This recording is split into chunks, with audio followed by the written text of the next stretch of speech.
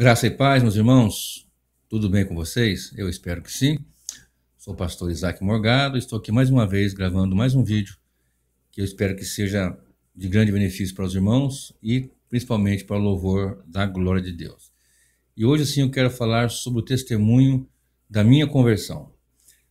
Nós ouvimos muitos irmãos falando, contando na internet, até nas igrejas, viajando de igreja a igreja, comentando sobre como foi a sua conversão, e nós temos vários relatos de irmãos que, segundo os seus testemunhos, vieram de vários lugares, de vários segmentos da vida, Uns das drogas, outros de facções criminosas, outros da mídia, das famas, da televisão, do cinema até, e outros de ex-bruxos, que com suas histórias, que não sei até onde é verídico, que comiam cadáveres e aquela coisa toda, e o povo até se aglomera quando é avisado nas igrejas que esses irmãos vão estar lá e anunciado na internet, na televisão, coloca faixa, anuncia no rádio, carro de som, e as pessoas vão lá ávidas por saber o que houve, como é que foi aquilo, muitos por curiosidade.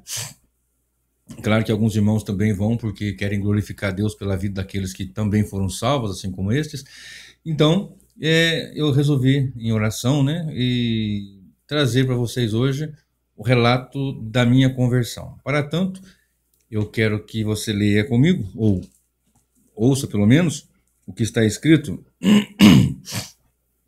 em 1 Coríntios capítulo 1, versículo 18, que diz assim: porque a palavra da cruz é loucura para os que perecem, mas para nós que somos salvos é o poder de Deus. Vou repetir. Porque a palavra da cruz é loucura para os que perecem, mas para nós que somos salvos é o poder de Deus. Então a palavra da cruz, a mensagem da cruz, para muitos é loucura, mas para nós que somos salvos é o poder de Deus. Entendemos e compreendemos o poder de Deus na obra que Cristo fez. Quando fala cruz, evidentemente, fala da obra que Cristo fez na cruz. Morrer em lugar de pecadores, conforme fala em Romanos 4:25, que ele foi entregue por nossos pecados, mas ressuscitou para nossa justificação. E como fala em 2 Coríntios 5:21, aquele que não conheceu o pecado, Deus o fez pecado por nós, para que nós fôssemos feitos justiça de Deus. Aprove Deus salvar os crentes pela loucura da pregação. Logo, eu vou trazer aqui, já vou iniciar, o meu testemunho. Como foi que eu fui convertido? Como foi que o Senhor me levou a crer? Porque nós temos o costume de dizer eu me converti. É uma fala coloquial, uma forma de dizer, de uma costumeiro, formal. Eu me converti quando tinha 15, com 18, com isso, com aquilo. Mas teologicamente o certo é dizer eu fui convertido. Porque estava morto em ofensa e em pecado, não podia fazer nada. Se o Espírito de Deus não agisse, não haveria condições. E então agora eu começo a contar como foi a minha conversão. Eu quero ler um outro texto que está em Tito 3, de 1 a 11. Vocês me perdoem esse pigarrinho aqui, que isso aqui ainda é resquício do Covid. Ele ficou aqui, mas logo sai, se Deus quiser. Tito 3, de 1 a 11, diz assim: admoesta-os a que se sujeitem aos principados e autoridades, que lhes obedeçam e estejam preparados para toda boa obra, que a ninguém infamem, nem sejam contenciosos, mas modestos, mostrando toda a mansidão para com todos os homens. Porque também nós éramos, num outro tempo, falando dos cristãos, dos crentes, assim como hoje eu estou em Cristo, mas como éramos antes, No outro tempo, insensatos, desobedientes, extraviados, servindo às várias concupiscências e deleites, vivendo em malícia e inveja, odiosos, odiando-nos uns aos outros. Mas quando apareceu a benignidade e o amor de Deus, nosso Salvador, para com os homens, não pelas obras de justiça que houvéssemos feito, mas segundo a sua misericórdia, nos salvou pela lavagem da regeneração e da renovação do Espírito Santo, que abundantemente ele derramou sobre nós por Jesus Cristo, nosso Salvador, para que, sendo justificados pela sua graça, sejamos feitos herdeiros segundo a esperança da vida eterna. Fiel é a palavra, e isto quero que deveras afirme, para que os que creem em Deus procurem aplicar-se às boas obras. Estas coisas são boas e proveitosas aos homens, mas não entres em questões loucas, genealogias e contendas e nos debates acerca da lei, porque são coisas inúteis e vãs. Ao homem herege, depois de uma e outra admoestação, evita-o, sabendo que esse tal está pervertido e peca, estando já em si mesmo condenado. Então, é uma epístola que o apóstolo Paulo escreve a Tito, um dos seus companheiros de ministério, a exemplo de Timóteo, etc. E nesse capítulo ele encerra dizendo algumas exortações e muitas instruções. E eu quero que você observe comigo o Deus triuno, embora a palavra trino, trindade, triuno não ocorra na Bíblia, não tenha, mas tem o conceito, eu vou explicar um pouquinho daqui a pouco. Há muitas pessoas que não gostam dessa terminologia, trindade, Deus é um. A essência de Deus são três pessoas, a mesma essência. Eu sei que é difícil para muitos compreenderem isso, mas tem que ter a mente de Cristo, tem que ser esclarecido por Deus, senão não vai ter como mesmo. Então observe, o Deus que é um, mas que é formado, vamos falar assim para ficar mais, talvez mais claramente, são três pessoas que formam Deus, Pai, Filho e Espírito Santo. Ele planejou salvar, ele quis salvar, segundo a sua vontade. Deus faz segundo o que ele quer. Nós temos vontades, desejos, mas somos limitados a tempo, espaço e circunstâncias. Deus é Deus que faz e pronto. Há pouco tempo, agora, uns 3 ou 4 vídeos atrás, eu falei um pouco sobre isso, né? Sobre um pouquinho só, né? Sobre essa soberania que as pessoas desprezam, né? Dizendo assim que Deus possa te abençoar. Não, Deus pode abençoar, é só Ele querer, né? E aquela história toda que eu já falei, não vou ficar repetindo aqui, até para ganhar tempo, porque eu não quero que meu vídeo fique muito extenso desse meu testemunho de conversão. Então, observe comigo o versículo 4 do capítulo 3 de Tito. Mas quando... Vou ler o 3 só para falar por que parece que ele está falando isso. Porque todos nós éramos, noutro tempo, insensatos. Eu, antes da conversão, também, como todos aqueles que não se converteram e aqueles que se converteram que agora são diferentes. Mas olha bem o que era antes. Porque também nós éramos, noutro tempo, insensatos, desobedientes, extraviados, servindo a várias concupiscências ou desejos e deleites, vivendo de malícia e inveja, odiosos, odiando-nos uns aos outros. Observe o versículo 10 que diz: ao homem herege, depois de uma e outra admoestação, evita. Corrigiu uma vez, corrigiu, deixa, não quer? Trouxe uma mensagem, falou a palavra de Deus, a mensagem que eu falo é Bíblia, tá?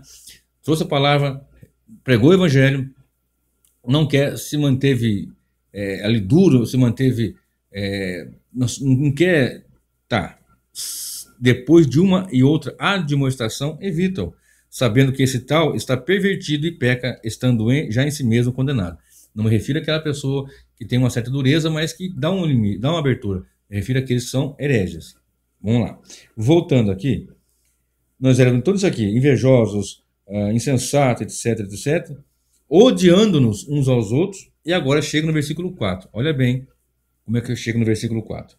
Mas quando apareceu a benignidade e amor de Deus, nosso Salvador para com os homens, não pelas obras da justiça que houvéssemos feito, mas segundo a sua misericórdia, nos salvou pela lavagem da regeneração e da renovação pelo Espírito Santo, que abundantemente Ele derramou sobre nós, por Jesus, nosso Salvador, para que, sendo justificados pela sua graça, sejamos feitos herdeiros segundo a esperança da vida eterna.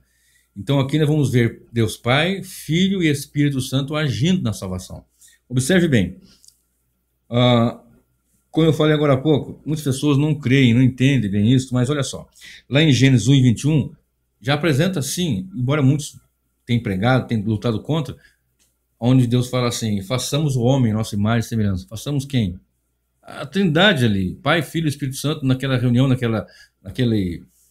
entre eles decidindo, conversando sobre isso. Vamos dizer assim, para ficar mais claro a minha fala. No batismo que o Senhor Jesus ensina lá em Mateus 28:19, ensinar as nações, pregar para todo mundo, e batizar em nome do Pai, do Filho e do Espírito Santo, também é um outro texto controverso, mas que fala das três pessoas da Trindade. No próprio batismo de Jesus, lá em Mateus 3, de 13 a 17, Jesus vai até João Batista para ser batizado. Ele é batizado nas águas. O Deus Filho está ali 100% homem, 100% Deus. Deus Espírito se manifesta em forma corpórea de pomba e Deus Pai fala: este é meu filho amado, em quem me comprazo. Então ali apresenta-se a Trindade. Tem muitos outros textos, claro que eu não vou falar aqui, multiplicar os versículos aqui, eu creio que não se faz necessário. Para uma outra ocasião que eu fale só sobre a Trindade, pode ser que seja mais necessário. Então, quando olhamos para a Bíblia, nós vemos que Deus Pai é a verdade. Depois você lê em casa, não vou ler aqui para ganhar tempo, mas Jeremias 10, versículo 10, diz que Deus é a verdade. Em João 14, versículo 6, Jesus diz: eu sou o caminho, a verdade e a vida. E lá em 1 João 5, 6, o Espírito Santo é apresentado também como a verdade. Ou seja, é um Deus só. O Pai é verdade, o Filho é verdade e o Espírito Santo é a verdade. As três pessoas são em essência um. Eles são um em essência. Se você olhar para Efésios 1, 3, fala assim: bendito o Deus e Pai de nosso Senhor Jesus Cristo, Deus Pai. Se você olhar para 1 João capítulo 5, versículo 20, ali fala que Jesus Cristo é o verdadeiro Deus. É o verdadeiro Deus. E você olha para Atos 5, 3 e 4, o Espírito Santo é apresentado como Deus ali. Quando Pedro fala com Ananias e Safira, naquela situação que Ananias com a sua esposa fizeram ali uma tramóia, deixa eu usar essa palavra aqui, né? Uma palavra muito boa, mas tentaram ludibriar ali, e Pedro fala: olha, vocês não mentiram para homens, mas mentiram para Deus. E você lê o contexto antes, está falando do Espírito Santo ali, ou seja, o Pai é Deus, o Filho é Deus, o Espírito Santo é Deus. O Pai não é o Filho não é o Espírito não é nem o Pai nem o Filho. Um Deus, que é a verdade, que é o Senhor, e que nós exaltamos e glorificamos. E este meu testemunho de conversão, presta bem atenção, ele teve uma elaboração, né? E eu quero que você observe comigo. Eu já vou voltar aqui em Tito, mas eu preciso, antes de voltar aqui em Tito, vou até deixar marcado, eu preciso que você vá comigo lá para Efésios, capítulo 1, versículo 3. Eu acabei de citar o versículo 3, e agora eu vou ler aqui o versículo 4, aliás. Vou ler o 4. Né? Que diz assim, 3 e 4 em diante. Bendito Deus e Pai de nosso Senhor Jesus Cristo, o qual nos abençoou com todas as bênçãos espirituais nos lugares celestiais em Cristo. Preste bem atenção. Como também nos elegeu, quem? O Pai. Está falando de Deus Pai. Bendito Deus Pai. Que também nos elegeu. Nele quem? No Filho. Você observou aqui? Nos lugares celestiais em Cristo, Jesus. Então o Deus Pai elegeu em Cristo, olha bem, antes da fundação do mundo, para que fôssemos santos e irrepreensíveis diante dele, e em amor nos predestinou. Espera bem, presta atenção. Então a conversão é assim: Deus Pai, na eternidade, por que falei de eternidade? Nós somos eternos também, a partir do princípio que passamos a existir. Se você pensar na mente de Deus, nós já vimos ali, porque ele nos elegeu antes da fundação do mundo, ou seja, antes de criar, antes de Gênesis 1:1, no princípio criou Deus, céus e a terra, ele já tinha feito esse plano, né? Eu até prometi há algum tempo atrás, eu acabei que não estou tendo muito tempo, mas de falar sobre os pactos, né? Pacto da graça, pacto da redenção, pacto das obras, né? Então, observe bem. Aqui, rapidamente, o pacto que muitos teólogos gostam de falar, sobre o pacto da redenção, onde Deus Pai, na sua glória eterna, a Trindade ali, Deus Pai quer salvar, ele elege aqueles que ele ainda vai criar, mas que para Deus, você está entendendo? Então, do nosso tempo aqui, da nossa existência, vamos nascer, vamos crescer, mas em Deus já existe. Lembra que eu sempre estou citando aqui, Isaías 46, acho que 10, se não estiver enganado, ele é aquele o Deus Todo-Poderoso que anuncia o fim desde o princípio. Achei Isaías 46, 10, se não me falou a memória. Então presta bem atenção. Olha bem, quando foi que começou o testemunho da nossa conversão?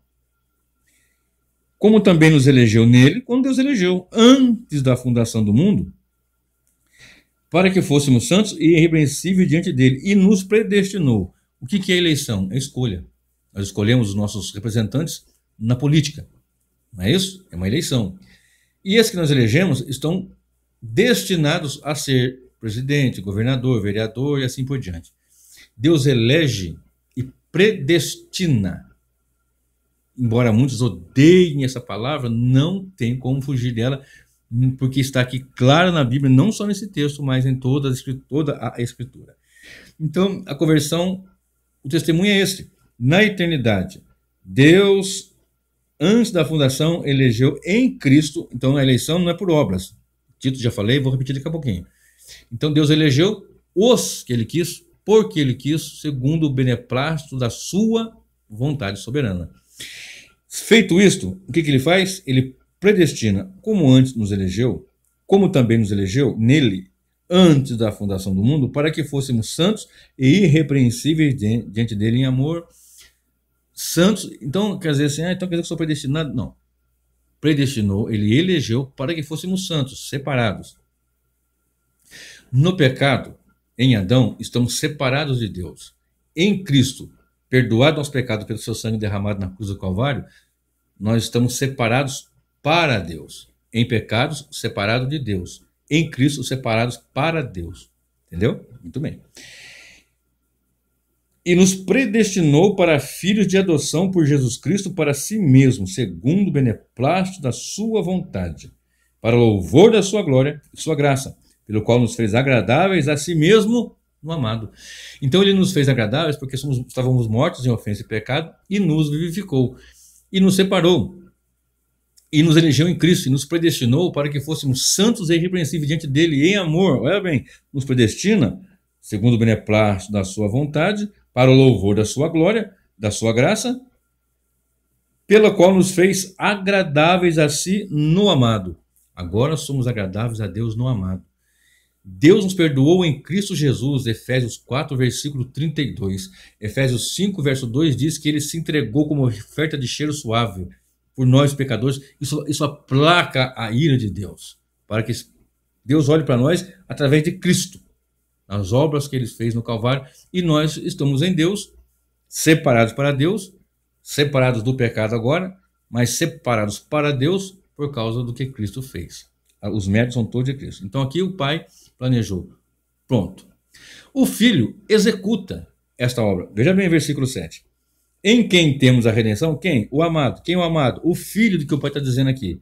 Em quem temos a redenção, versículo 7, pelo seu sangue, a remissão das ofensas segundo as riquezas da sua graça, que ele fez abundar para conosco. Abundar, guarda essa palavra, abundar, derramar, transbordar. Isso aqui vai ser importante para eu concluir depois. Em quem temos a redenção pelo seu sangue, a remissão das ofensas, segundo as riquezas da sua graça, que ele fez abundar para conosco em toda sabedoria e prudência. Olha bem, descobrindo-nos o mistério da sua vontade, verso 9, segundo o seu beneplácito que propusera em si mesmo, de tornar a congregar em Cristo todas as coisas na dispensação da plenitude dos tempos, tanto as que estão no céu como as que estão na terra. Nele, digo, em quem também fomos feito herança, em Cristo aqui, havendo sido predestinados conforme o propósito daquele que faz todas as coisas, segundo o conselho da sua vontade, com o fim de sermos para louvor da sua glória, nós, os que primeiro esperamos em Cristo. Está falando dos eleitos que Deus, de antemão, antes da fundação do mundo, elegeu, predestinou no amado em Cristo, fomos feitos agradáveis, e Cristo executa sua obra derramando seu sangue no Calvário. O texto diz aqui, a partir do versículo 7. E quando nós chegamos, então Deus Pai, já que está elegeu, predestinou, Deus Filho derrama o sangue executando essa predestinação, essa eleição e essa obra de salvação. E o versículo 13 informa assim: em quem também estáis depois que ouvi. Está em quem? Em Cristo. Quando? Em quem também vós estáis depois que ouvistes a palavra da verdade. Então, para eu estar em Cristo, eu tenho que dar ouvido à palavra da verdade. Não é apenas ouvir, dar ouvido. Mas o morto só vai dar ouvido se o Espírito Santo agir. E Jesus Cristo diz que os mortos vão ouvir a sua voz e aqueles que ouvirem a sua voz vão sair da morte. João 5, versos 24 e 25. Em quem também vós estáis, depois que ouvistes, primeiro, a palavra da verdade, o evangelho da vossa salvação, e tendo nele também crido, em Cristo, na obra que ele fez, porque ninguém é salvo sem crer na obra que Cristo fez, e ninguém crê se o Espírito não agir. Olha o que diz. Tendo nele também crido, fostes selados com o Espírito Santo da promessa. Verso 14. o qual é o penhor da nossa herança para a redenção da possessão adquirida para louvor da sua glória. Você vai ver louvor da glória aqui falando do Pai, verso 6. Você vai ver falando do louvor da glória sobre o Filho, e você vai ver falar sobre o louvor da glória falando do Espírito Santo aqui nesse texto. Então você vê a Trindade agindo aqui, salvando. Aqui está o testemunho da salvação. E o versículo 13 diz: e tendo nele também crido, fostes selados com o Espírito Santo. O Espírito Santo aplica essa salvação naqueles que Deus elegeu e predestinou. Está entendendo como é que é um testemunho da salvação? Então Deus Pai planeja, o Filho predestina e elege, aliás, elege e predestina, o Filho executa na cruz, e lá em 12 de Hebreus, eu vou até ler, né? Vamos aqui para Hebreus 12. Hebreus capítulo 12, olha só o que diz. Hebreus, onde está Hebreus? Está aqui. 12, versículo 1, diz assim: portanto, nós também, pois estamos rodeados de uma tão grande nuvem de testemunhas, deixemos todo o embaraço e o pecado que tão de perto nos rodeia, e corramos com paciência a carreira que nos está proposta, olhando para Jesus, autor e consumador da nossa fé, o qual pelo gozo, aqui que eu queria chegar, o qual pelo gozo que lhe estava proposto, suportou a cruz, desprezando a afronta, e assentou-se à destra do trono de Deus. Então tinha uma proposta, ele suportou a afronta, suportou a cruz, lá no Getsemane, derramando suor e sangue. Ele diz: Pai, se possível for, passa de mim esse cálice, todavia não faça a minha vontade, mas a sua. Já havia sido planejado, ele veio executar e cumpriu cabalmente, sem um pecado, sem nunca ter pecado. De maneira que o Pai elege, predestina, antes da fundação do mundo. Não é obra de homem aqui, é obra de Deus. O Filho vem e aplica na cruz do Calvário, aliás, executa na cruz do Calvário. E aqueles a quem Deus elegeu e predestinou, por qual Cristo morreu. O Espírito Santo vem e aplica no coração, e esses passam então a crer no que Cristo fez no Calvário. Aqui está o testemunho da minha conversão, meu querido. Então o Espírito Santo agindo, o pecador, eu, você, todos nós que estamos em pecados e ofensas, que agora em Cristo Jesus, no amado, somos feitos agradáveis a Deus. Porque o pecado cheira mal às narinas de Deus. Mas através de Cristo, pelo sangue derramado, o homem é purificado e justificado.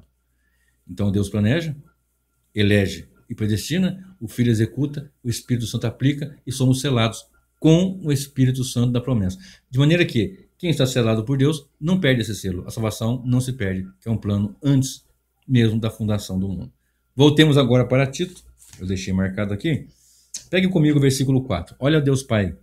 Mas quando apareceu, versículo 3 de Tito, se você se lembra, estava dizendo que nós éramos, noutro tempo, insensatos, desobedientes, extraviados, e quando chega no finalzinho diz, odiando uns aos outros, cheio de ódio. Mas o versículo 4 diz, mas quando apareceu a benignidade e o amor de Deus, nosso Salvador, para com os homens, mas quando apareceu a benignidade e amor de Deus, nosso Salvador, para com os homens, não pelas obras de justiça que houvéssemos feito, não é por obras, né? É pela graça, fala em Efésios 2, não pelas obras da justiça houvéssemos feito, mas segundo a sua misericórdia, nos salvou pela regeneração e da renovação do Espírito Santo. Você está entendendo aquela palavra que eu falei agora?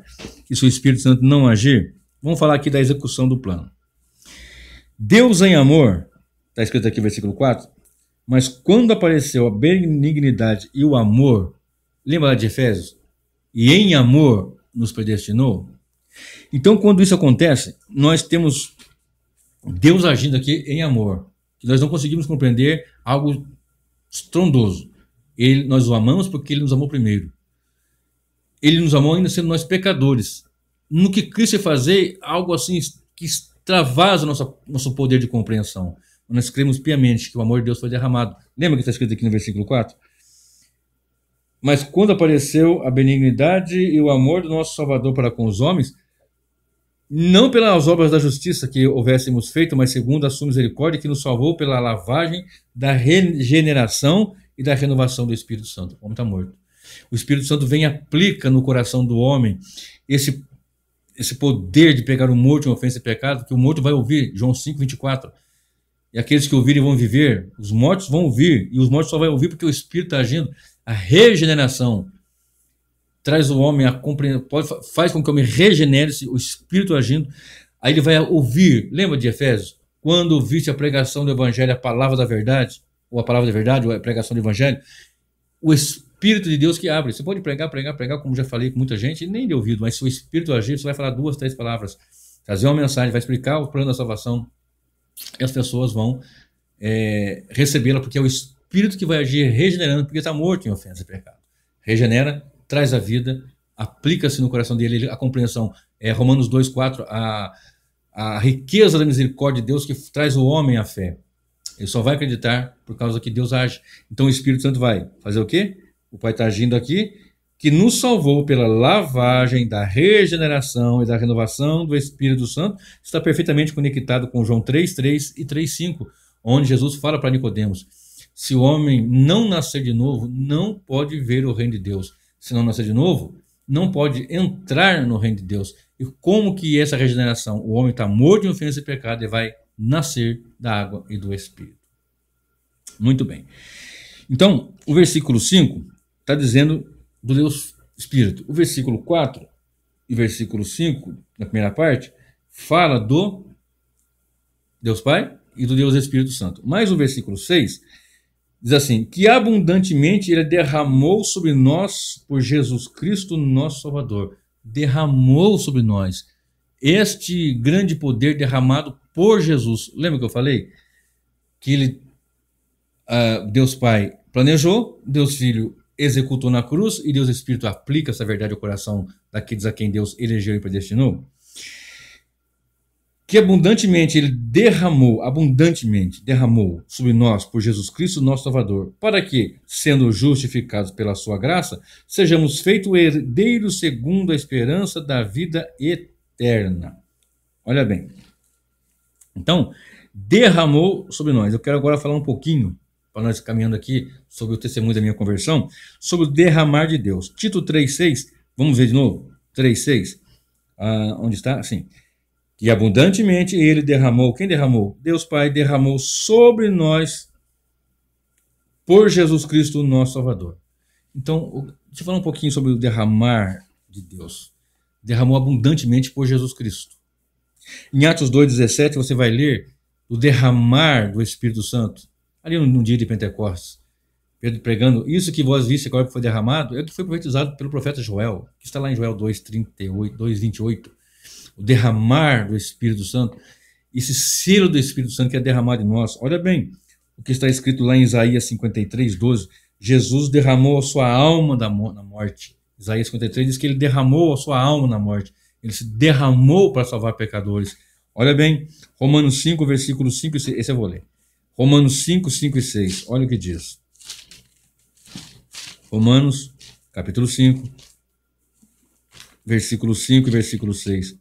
Diz assim a Sagrada Escritura, versículo 5 e versículo 6. E a esperança não traz confusão, porquanto o amor de Deus está derramado em nossos corações pelo Espírito Santo que nos foi dado. Porque Cristo, estando nós ainda fracos, morreu a seu tempo pelos ímpios. O amor de Deus derramado. Cristo derramou a sua alma na morte.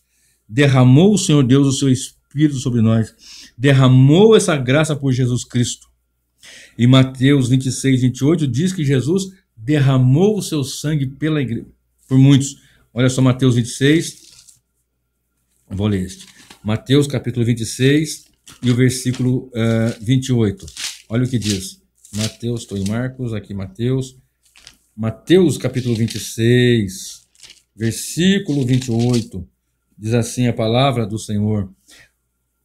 Jesus falando, né?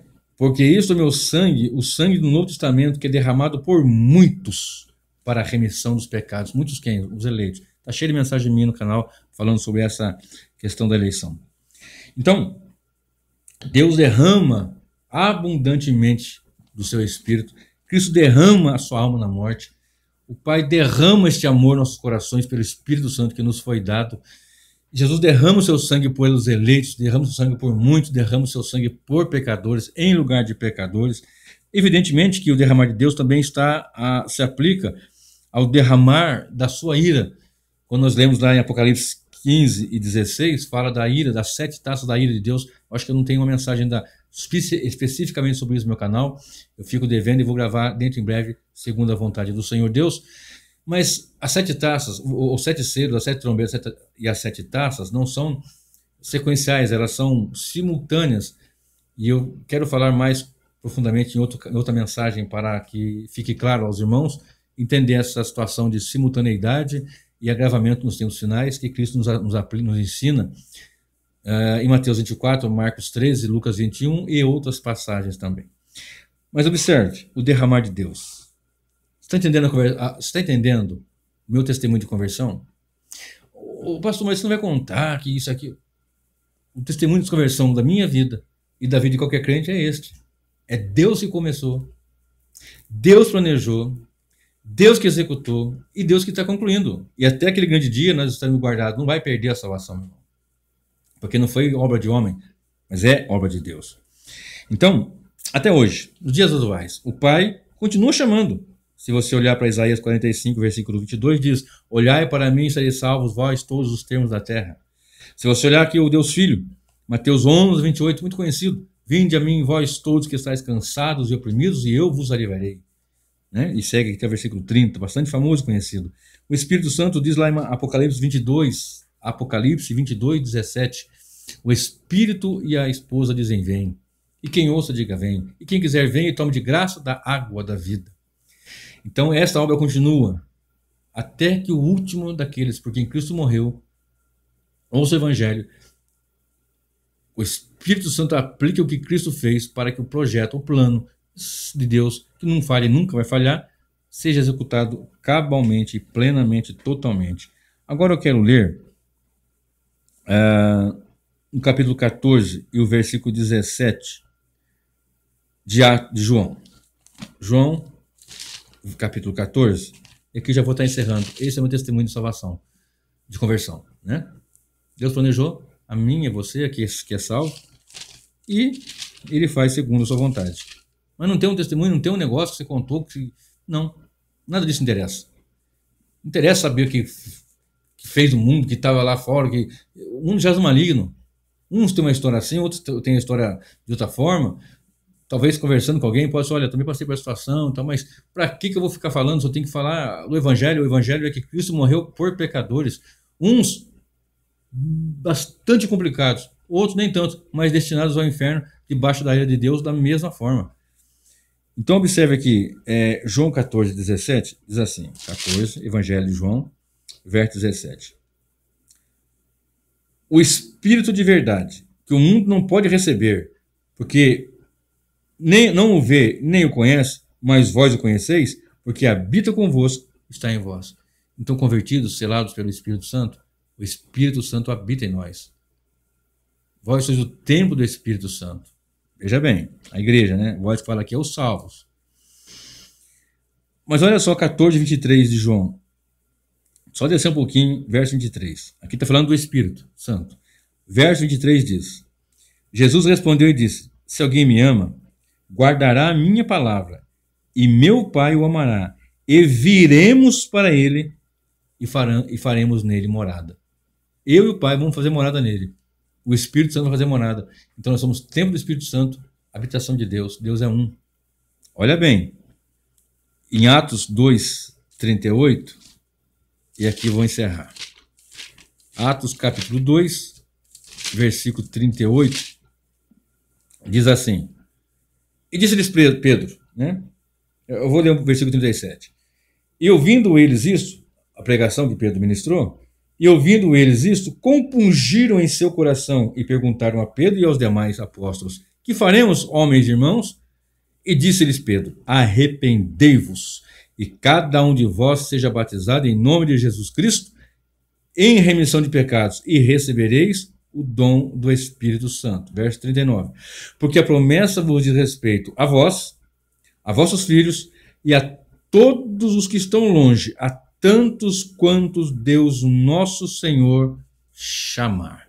Então aqui está o testemunho da minha salvação, da minha conversão. Fui chamado por Deus, eleito, predestinado, estava morto em ofensa e pecado. O Espírito Santo aplicou a obra que Cristo fez no Calvário. Cristo realizou a obra no Calvário, derramou seu sangue por mim, pecador, para cumprir todo um projeto da Trindade do Deus Todo-Poderoso, em que Deus elegeu e predestinou segundo o beneplácito da sua vontade para o louvor da sua glória.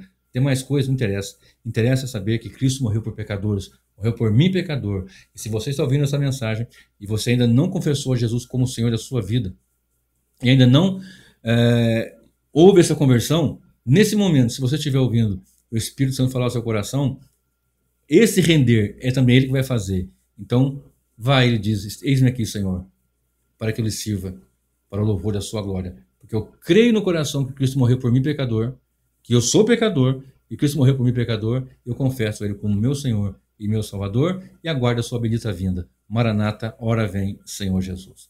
Que o Senhor te abençoe, que o Senhor te guarde, para a glória de Deus. Amém.